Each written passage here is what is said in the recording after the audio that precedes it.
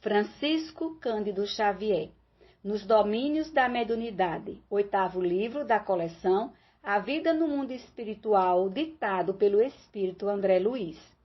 Capítulo 30, Últimas páginas. Acompanhávamos o assistente, refletindo agora em nossa separação. Achávamos, Hilário e eu, preocupados e comovidos. Ante o sol renascente, o campo terrestre brilhava em plena manhã clara. Mudos e expectantes, renteamos com o homem do campo, manobrando a enxada na defesa do solo.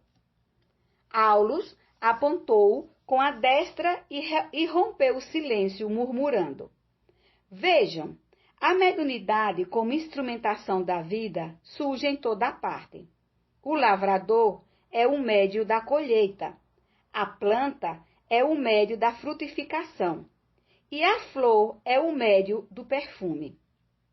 Em todos os lugares damos e recebemos, filtrando os recursos que nos cercam e moldando-lhes a manifestação segundo as nossas possibilidades. Avançávamos e em breves momentos víamos-nos defrontados por singela oficina de carpinteiro.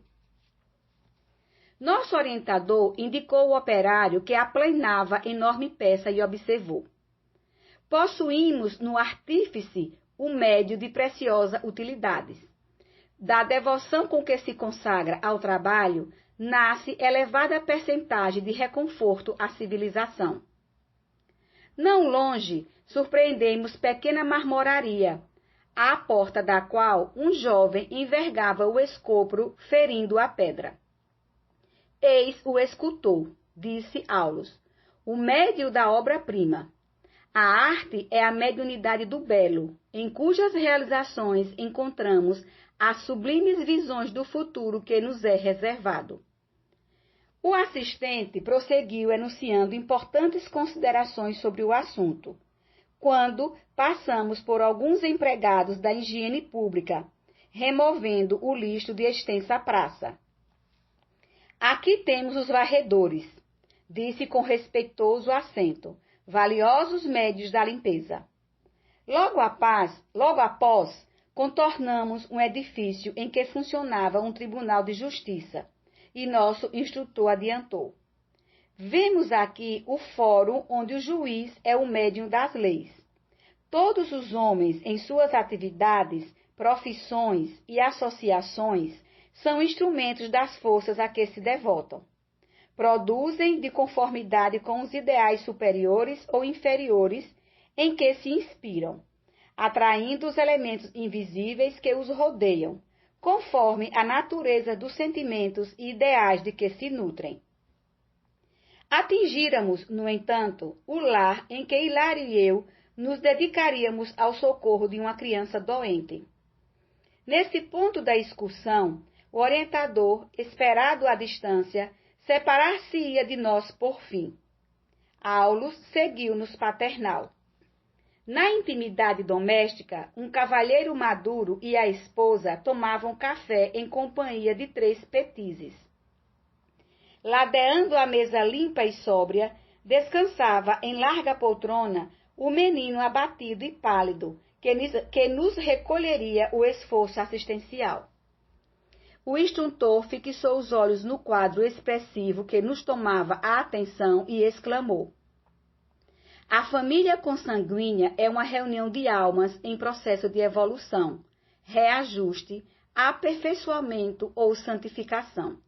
O homem e a mulher, abraçando o matrimônio por escola de amor e trabalho, honrando o vínculo dos compromissos que assumem perante a harmonia universal, neles se transformam em médios da própria vida, responsabilizando-se pela materialização a longo prazo dos amigos e dos adversários de ontem, convertidos no santuário doméstico em filhos e irmãos.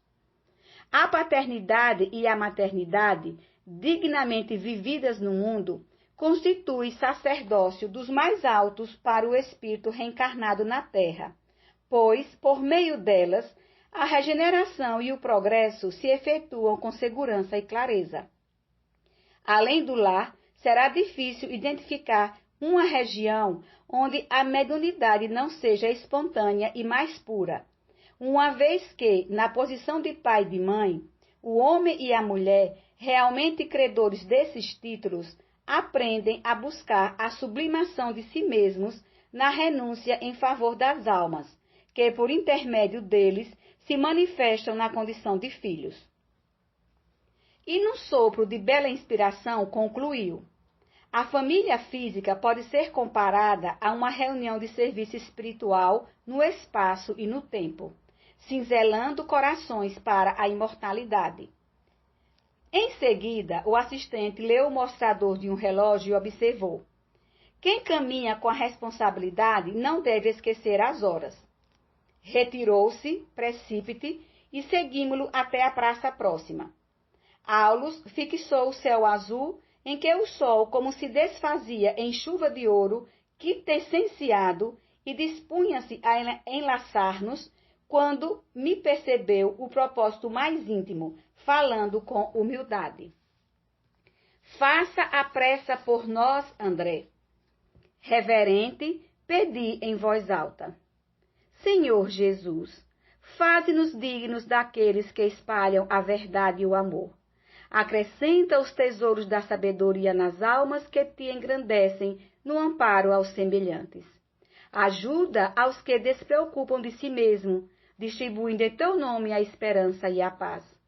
Ensina-nos a honrar-te, os discípulos fiéis, com o respeito e o carinho que lhes devemos.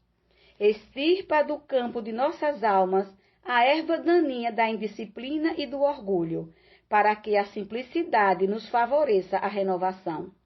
Não nos deixes confiados à própria cegueira, e guia-nos o passo no rumo daqueles companheiros que se elevam, humilhando-se e que, por serem nobres e grandes diante de si, não se sentem diminuídos, fazendo-nos pequeninos a fim de auxiliar-nos.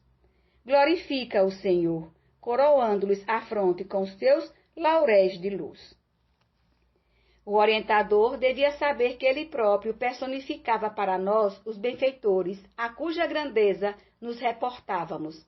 Entretanto, não ousei pronunciar-lhe o nome, tal a veneração que nos merecia. Terminada a oração, fitei-o de olhos úmidos. Aulus não disse uma palavra. Revestido de radiações luminescentes, dando-nos a entender que se despedia de nós, igualmente em prece, recolheu-nos num só abraço e partiu. À maneira de crianças, Hilário e eu, em pranto mudo de reconhecimento, contemplamo-lo até que se lhe apagou o vulto ao longe. Lembramo-nos então do trabalho que nos aguardava, e louvando o serviço que em toda parte é a nossa bênção, passamos a socorrer a criança enferma, como quem se incorporava ao grande futuro.